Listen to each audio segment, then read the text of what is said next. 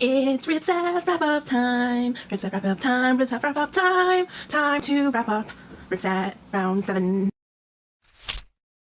Hey everyone, so it's time to wrap up my last week of reading, which was Ripset, which is Read Your Bookshelf-a-thon round 7, which was a lot of fun. I definitely had a better experience than I did round 6, because round 6 just, it was like, I don't know, reading slump happened, so there's that. I just want to say I had a lot of fun with all of the Twitter sprints that are happening.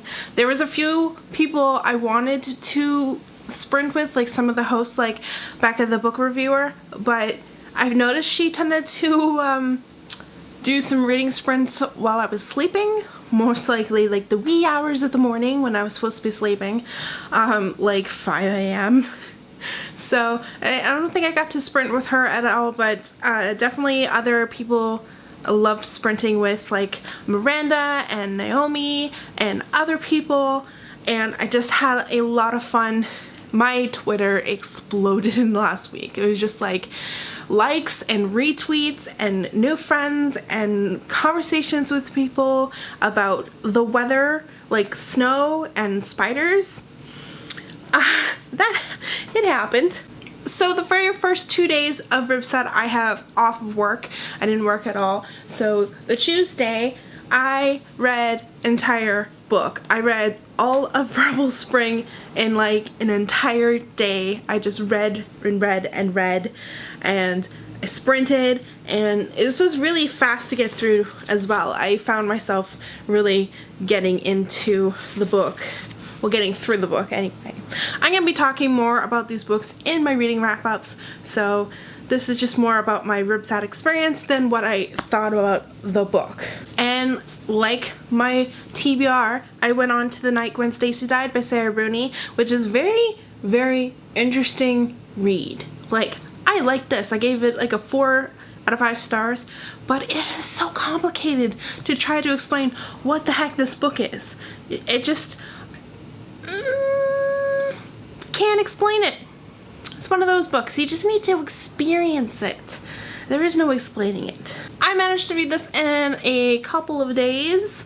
I started it after I finished Rebel Spring, like I got maybe 60 pages into it, or 50, I can't remember, but before I put it down. And I didn't read much of Wednesday, mostly because I think I had like a book hangover from the day before of just reading. I think I finished it Thursday night after work. I definitely just like tuckered down and just finished it. I didn't do much reading the last couple days of Ripset, mostly because of work, and I've been dealing a lot with insomnia, which is a pain in the butt sometimes when you need to sleep, but you can't sleep. Just horrible, horrible insomnia.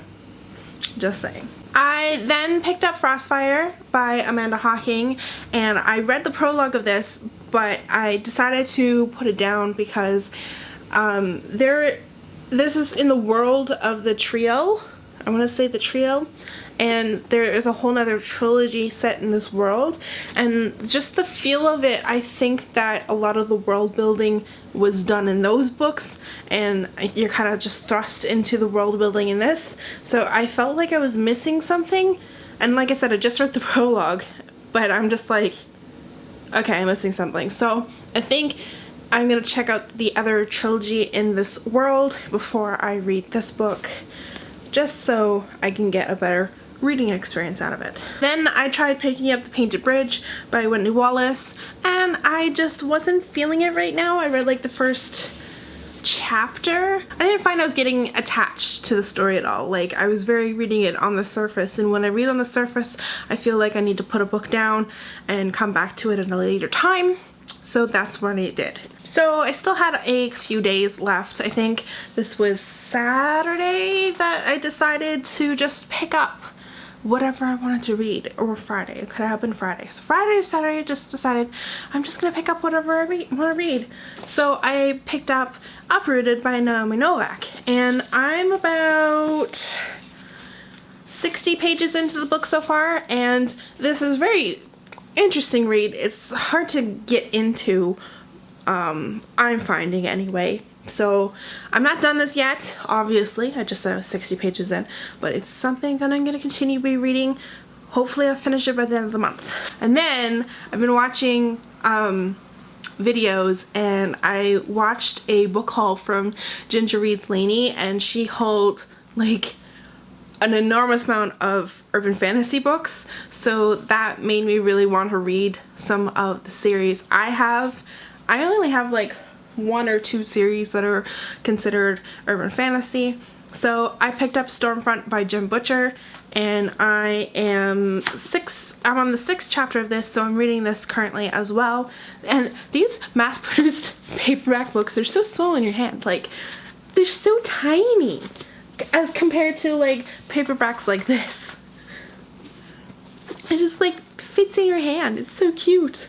I'm definitely enjoying getting back into this. I've read this a couple times, so this is a reread for me. So that is my wrap up for Ribsat. Like I said, apart from reading, I really enjoyed doing all of the Twitter sprints and just chatting with other people who were reading along with me. I definitely can't wait until round 8.